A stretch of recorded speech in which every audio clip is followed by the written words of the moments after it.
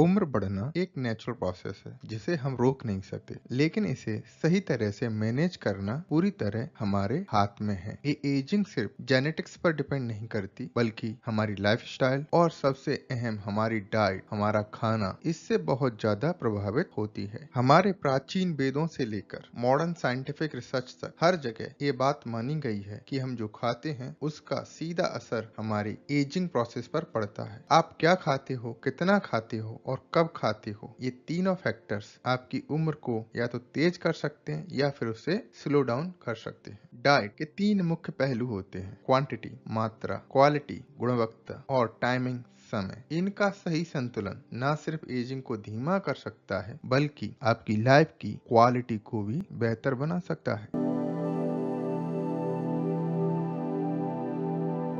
कभी आपने गौर किया है, जब हम जरूरत से ज्यादा खा लेते हैं तो पेट में भारीपन और सुस्ती महसूस होती है। किसी काम में हमारा मन नहीं लगता, बस आराम करने का मन करता है। ऐसा इसलिए होता है क्योंकि हमारा डाइजेस्ट सिस्टम पर एक्स्ट्रा लोड आ जाता है और हमारी एनर्जी उस अतिरिक्त फूड को डाइजेस्ट करने में लग जाती है। हमारे शरीर में हर चीज की एक लिमिट होती है, वैसे ही डाइजेशन सिस्टम की भी होती है। जितना फूड हमारा डाइजेस्टिव सिस्टम एक बार में आराम से प्रोसेस कर सकता है, उतना ही खाना चाहिए। अगर हम उस लिमिट से ज्यादा खाते हैं तो सिस्टम ओवरलोड हो जाता है और डाइजेस्टिव सिस्टम को खाना पचाने में मुश्किल होती है। इसके लिए आपको यह समझना चाहिए कि आपके डाइजेस्टिव सिस्टम की एक्चुअल लिमिट क्या है। तो इसका एक आसान तरीका है, जब भी खाना खाओ अपनी बॉडी के सिग्नल्स को ध्यान से ऑब्जर्व करो। देखो कि खाने के बाद कैसा महसूस हो रहा है, क्या आप कंफर्टेबल फील कर रहे हो या थोड़ा भारी लग रहा है। इन सब ऑब्जर्वेशंस को आप एक डायरी में नोट करें, जैसे कि कौन सा फूड कितनी क्वांटिटी में खाने से आपको कैसी फीलिंग होती है। धीरे धीरे आपके समझ में आने लगेगा कि कौन सा फूड कितनी क्वांटिटी में आपकी बॉडी के लिए सही है। इसके साथ ही आप eating 80% of your stomach concept को अप्लाई करके देखो। अगर हम हर बार पेट पूरी तरह से भरने के बजाय 80% तक ही खाना खाएं, तो ये हमारी हेल्थ के लिए बहुत फायदेमंद हो सकता है। साइंटिफिक रिसर्च भी कहती है कि अगर हम अपनी डेली फूड रिक्वायरमेंट से करीब 20% कम खाएं, ध्यान रखें बिना मालन्यूट्रिशन या कुपोषण के, तो हमारी हेल्थ बेहतर हो सकती है और एजिंग प्रोसेस स्लो हो सकती है। क्योंकि जब हम अपने डाइजेशन सिस्टम पर कोई एक्स्ट्रा लोड नहीं डालते तो बॉडी को नेचुरल हीलिंग और रिपेयर का समय मिलता है। मान लो आप रोज 4 चपाती, एक कटोरी चावल और दाल सब्जी सलाद खाते हैं, तो आप एक चपाती या चावल की कुछ मात्रा कम कर सकते हो। सिर्फ हमें क्वांटिटी कम करनी है, लेकिन क्वालिटी को अच्छे से मेंटेन रखना है, ताकि शरीर को प्रॉपर न्यूट्रिशन मिलता रहे और आप हेल्दी फील करें। इसे कई कल्चर्स में पाया गया है, जैसे कि जापान में भी एक कॉन्सेप्ट है जिसे हारा हाची बू कहते हैं, जिसका मतलब है कि आपको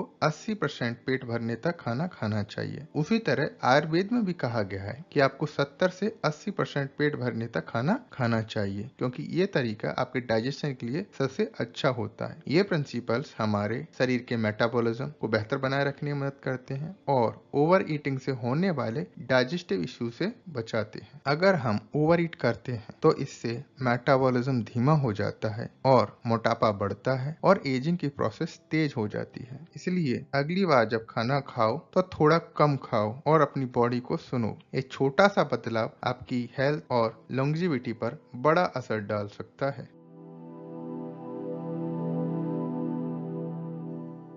चाहे हमारे प्राचीन वेद हों या मॉडर्न साइंस, एक बात बिल्कुल क्लियर है, हमारा खाना हमारी उम्र और सेहत पर गहरा असर डालता है। अगर हम सही चीजें खाएंगे तो हम लंबे समय तक हेल्दी और यूथफुल रह सकते हैं। प्राचीन शास्त्रों में सात्विक भोजन का जिक्र मिलता है। ये शुद्ध और प्राकृतिक चीजों पर आधारित होता है, जैसे ताजे फल, सब्जियां, अनाज, नट्स और बीज। आजकल इसे हम प्लांट बेस्ड डाइट कहते हैं। मॉडर्न साइंस भी इस बात को सपोर्ट करती है कि प्लांट बेस्ड डाइट खाने से हम कई क्रॉनिकल डिसीज से बच सकते हैं, जैसे हार्ट डिसीज, स्ट्रोक और टाइप 2 डायबिटीज। सात्विक या प्लांट बेस्ड डाइट में फाइबर, एंटीऑक्सीडेंट्स और फाइटोन्यूट्रिएंट्स भरपूर मात्रा में होते हैं। ये तीनों मिलकर हमारे शरीर में ऑक्सीडेटिव स्ट्रेस और इन्फ्लेमेशन को कम करते हैं, जिससे एजिंग प्रोसेस धीमी हो जाती है। फाइबर हमारे डाइजेशन सिस्टम को सुधारता है और ब्लड शुगर को स्टेबल रखता है। इससे हमारे शरीर में एनर्जी बनी रहती है। एंटीऑक्सीडेंट्स को आप बॉडी के प्रोटेक्टर्स की तरह समझ सकते हो। ये फ्री रेडिकल्स को खत्म करते हैं जो सेल्स को डैमेज करके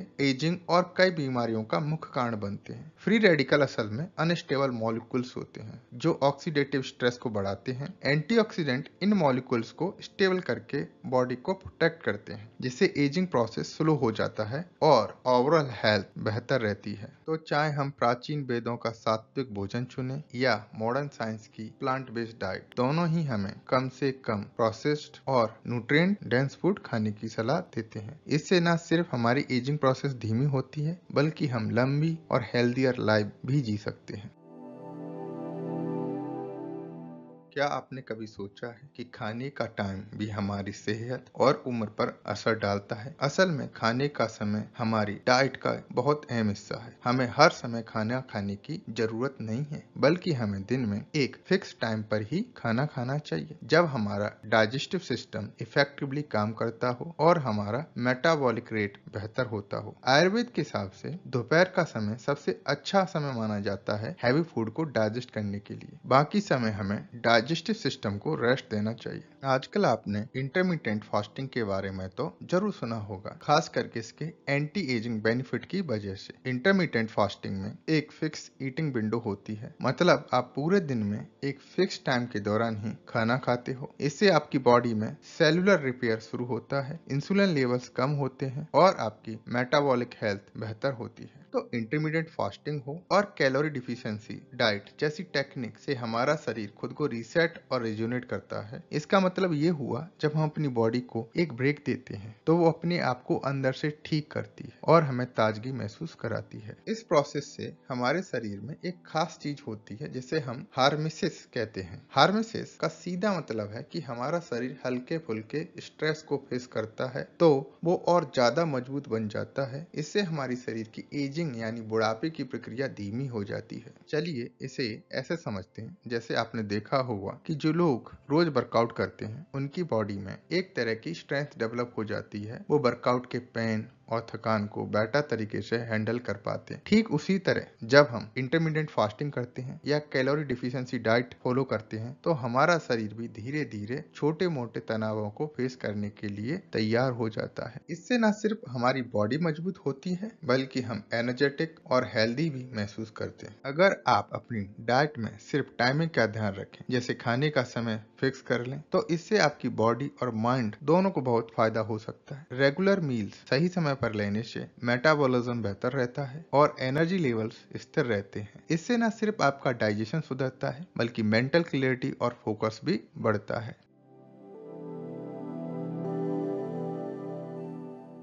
डाइट और एजिंग के लिए कोई one size fit all solution नहीं होता है। हर इंसान का शरीर अलग होता है और जो डाइट एक के लिए काम करे वो दूसरे के लिए शायद सही ना हो। हमारे जेनेटिक्स, डेली एक्टिविटी लेवल और पर्सनल चॉइस जैसे इंपॉर्टेंट फैक्टर इन सब चीजों में बहुत बड़ा रोल निभाते हैं। सबसे जरूरी बात यह है कि आप अपने शरीर की सुने। ध्यान दीजिए कि आपका डाइट आपको फिजिकली, मेंटली और इमोशनली कैसा फील करवा रहा है। अगर आपको ज्यादा एनर्जी मिल रही है, माइंड क्लियर लग रहा है और ओवरऑल वेल बीइंग का एहसास हो रहा है, तो एक अच्छा सिग्नल है कि आपकी डाइट सही रास्ते पर है। लेकिन अगर बार बार थकान हो रही है, डाइजेशन में दिक्कत हो रही है या माइंड में कंफ्यूजन और हैवीनेस महसूस हो रही है, तो ये बॉडी के संकेत हैं कि आपको अपनी डाइट में बदलाव की जरूरत है। तो हमेशा याद रखें, सही डाइट वही है जो आपको फिजिकली, मेंटली बैलेंस्ड, एनर्जेटिक और इमोशनली फिट फील कराए। जो चीज आपकी बॉडी के साथ रिजोनेट करती है वही आपकी लॉन्ग टर्म हेल्थ और वेल बीइंग के लिए बेस्ट है। तो नेक्स्ट टाइम जब आप खाना खाएं तो क्वांटिटी, क्वालिटी और टाइमिंग का ध्यान रखें। ये तीनों चीज आपकी एजिंग प्रोसेस को कंट्रोल करने में बहुत हेल्पफुल हो सकती हैं। इसके साथ ही आपको यह जानना जरूरी है कि उपवास, फास्टिंग से कैसे पाएं लंबी उम्र और बेहतर सेहत, कैसे करें, कितने समय तक करें और किन बातों का ध्यान रखें। इसके लिए आपको इस वीडियो को जरूर देखें।